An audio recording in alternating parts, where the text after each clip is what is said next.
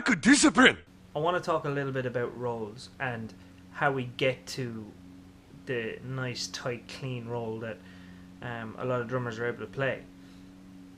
And there's an awful lot of confusion with non-drummers and drummers who haven't previously learned how to do rolls as to what's really going on. Because when you see someone do this, you're automatically assuming that they're playing fast. Well, I can't play that fast, and I don't know anyone who can. It's like we're tricking people into thinking we're ninjas. Minasan, you all need more discipline! When in reality, we're just good at making the sticks bounce for us. And that's what it's all down to. The reason we use our hands holding sticks is because our hands don't bounce, but our sticks do. So this lesson is on hold more than rolls. It's on allowing the sticks to do what they're designed to do and not hurting your ability to do rolls. First things first, the stick wants to bounce. If I just drop the stick onto the pad and control nothing, just drop it, it bounced like 12 times. 2, 3, 4, 5, 6, 7, 8, 9, 16 times. Maybe. I can't count the last couple. But it has that innate want to bounce. And we kill that by our hold. If we hold incorrectly, we choke the stick. We stop it from having that ability to bounce by holding the back too tight. And when you hit, it hits once or it buzzes down. If you choke really tight, it has nothing at all. So if you hold really wrong, the bounce is gone. And that rhymes. I find an awful lot of students almost subconsciously will remove the bounce from their sticks. They'll put their index finger up along the top of it. I call it Harry Potter finger. And when they play, the bounce is completely gone. And that means that they're able to control what they're doing an awful lot easier than if the sticks are bouncing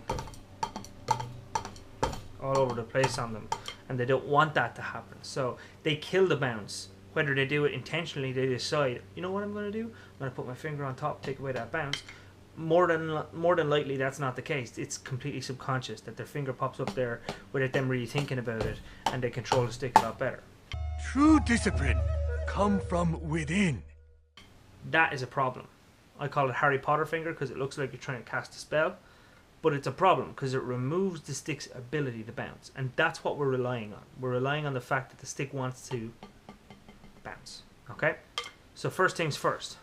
How do we encourage the stick to bounce? We stop choking the stick, number one. We take away all the unnecessary pressure on the back of the stick. So what you're going to want to do is you're going to want to use your thumb and your index finger, and that's what the stick is held by. Okay? If you look at my hand, you can see that the stick sits just in the crease of the index finger. There's like 3 parts of the index finger, 2 creases, and we're going to sit the stick in the first crease. Okay? That's your hold. Okay, we want to do it on what's called the fulcrum of the stick. So that is the point of the stick where our index finger holds, that it allows the stick to bounce at its most effective. You can trial and error this all you want, but I can tell you that it's about a quarter way up the stick. The easiest way to find that is to look at your stick, guess the halfway mark, half that again, and that's where your index finger can sit. Okay, if you look at the way you hold it, there's about an inch coming out the end. That is typically where the fulcrum is on your stick. Remember, the fulcrum, it's where the stick bounces its best. So if I drop that stick, it bounces really well. Now let's just see. If I move forward of what I call the fulcrum and bounce it, doesn't bounce as well. If I move back from it and I bounce it, doesn't bounce as well. So the ideal place to bounce it, and remember, I'm not affecting these bounces by pushing down on the top of the stick. I'm allowing the stick to do exactly what it wants. Fulcrum's the place to be. Okay? It's not the balancing point. Balancing point is in the halfway mark, and it gets half of the weight of the stick forward and half the weight back. What you want is just enough of the weight forward. The stick wants to hit hard enough to bounce, but not so hard that it bounces and stays. This is too hard. This is not hard enough. That slid back. This is not hard enough. Okay, so we want to back. Okay, how do we then get the stick to bounce at the rate we want it to? Well, we're allowing the stick to do whatever it wants. We're giving it complete freedom. And we can force or encourage the stick to bounce at a faster rate by pushing down on the top of the stick. Now don't confuse that with grabbing the stick. That's choking. Pushing down comes from the side of the index finger, and you can just let your wrist flick down and push the stick into the head of the whatever you're playing, whether it be a drum or a pad or a really expensive coffee table. It doesn't really matter. You want it to bounce, and you want it to bounce at an accelerated rate. So it's like you're speeding up the bounce with a push to the back of the stick. Now you don't have full control of that. You don't even know how many times it's bouncing. But they're doubles. They're nice, fast doubles. Easier with the right hand if you're right-handed or you're right hand dominant. That's your dominant hand. You're going to have to try and copy it with the left. Okay, so once you've got your hold down, once you've stopped choking your sticks, once you're able to get the sticks to bounce, all you have to do then is count your hits, and you can roll. But I mean, don't get me wrong. I realize that this is something that a lot of people have difficulty with. But it doesn't matter how difficult you find it. If you know why it's not working, you can work out the mistakes. So if you're sitting there and your rolls sound like this, all you have to do is look down. And it's something so many drummers don't do. They sit there in frustration, playing with a mistake. They can hear the mistake, but they never look down to see what the problem is. Here's the facts. If you hold correctly and you count correctly, you will get it right. So if you're getting it wrong, you're either holding incorrectly or you're counting incorrectly. Now it's easy to find out if you're counting incorrectly. You might not be counting at all. So just start counting. If there's a mistake still there, you're holding incorrectly. And the easiest way to find out if you are or not is to look down. So when I'm playing, and it doesn't sound right, all I need to look down is I can see I'm holding with my left hand too tight. I'm not getting any bounce. So I need to stop choking the back of the stick and try and encourage myself to let the left hand do exactly what the right hand's doing. If you look down and you're getting nice clean doubles on your right and your left is doing this, then just try and modify the hold on your left hand so it's more like the right hand. Speed is not your friend here. You want to be able to slow this down enough that you can see your mistakes and try and fix them. Get nice even doubles, not... You don't want to be all over the place like some kind of giant monster trekking through a wood. You want to be nice and consistent with your hits. That's like the worst analogy I've ever come up with. Okay, so now I'm talking about counting. So we want to do, say, a 4-beat roll. Okay, that's a long one. Probably shouldn't have picked this first. But a 4-beat roll, you're just counting in semiquavers. So instead of going exactly like semiquavers, 1 E and a 2 E and a 3 E and a 4. Okay, you're just going to allow the sticks to do what they naturally do, bounce, and you're going to encourage them by pushing down on the back of the stick. You're not going to choke the stick, and you're going to count in semiquavers. 1 E and a 2 E and a 3 E and a 4. Sounds pretty good. Just speed it up a little bit. 1 E and a 2 E and a 3 E and a 4. And it sounds like I'm playing really fast, but you can see from my explanation that I'm not. Okay, so the first roll you're going to try and do is a 5-stroke roll. That's only got 3 movements in it. How does that make sense? The first movement is a double, so that's 2 strokes. The second movement is also a double, that's 4 strokes in total. And then the third movement is a single, making it 5 in total. So 3 movements. For really young students, I call this bounce, bounce, hit. Bounce, bounce, hit. Bounce, bounce, hit. Bounce, bounce, hit.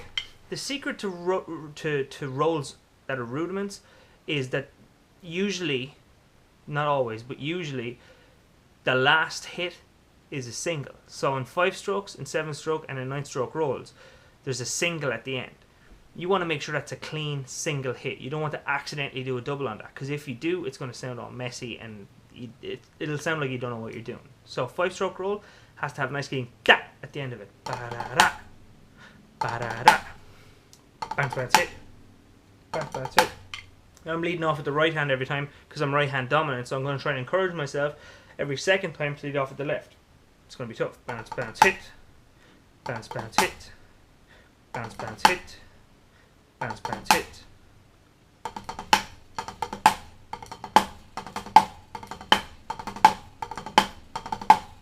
One, two, three, four. 1, 2, 3, 4.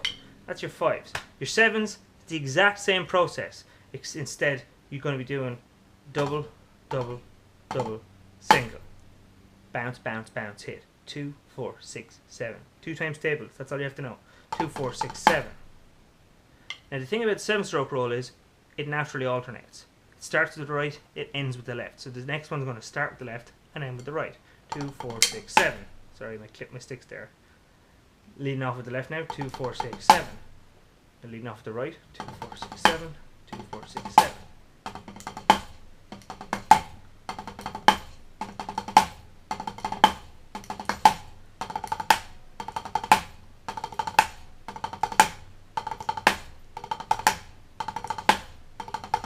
Two, 4, 6, 7, 2, 4, 6, 7, 2, 4, 6, 7, 2, 4, 6.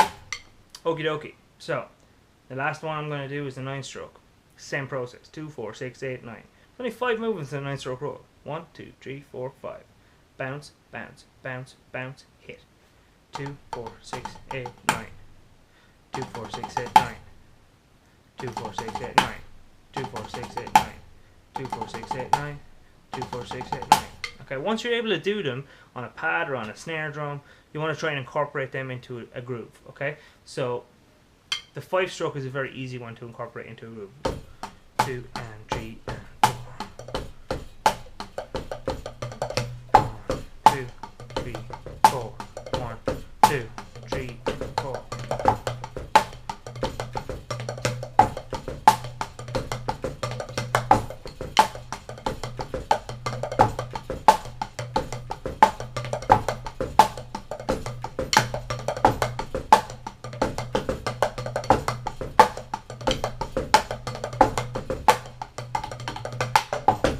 Okay, I'm going to cut it because the video is getting ridiculously long now, but if you guys have questions about this, if I haven't explained it in a really, really clear way for you, please come and let me know what doesn't make sense, and I'll send you a video explaining it better for you. This is something that it just takes understanding. You need to have that moment where it clicks in your head. You're not able to do it yet, don't get me wrong. I'm not saying after watching a video you go and do this. You don't. After watching a video it makes more sense to you, and now you can go practice it, continue making mistakes, but you notice them quicker and you now know what to do to stop making them. That's all a lesson should ever do for you. It doesn't teach you anything. It explains something to you so you'll understand it, and then you go and you do it over and over again until the information in your head can make its way to your hands.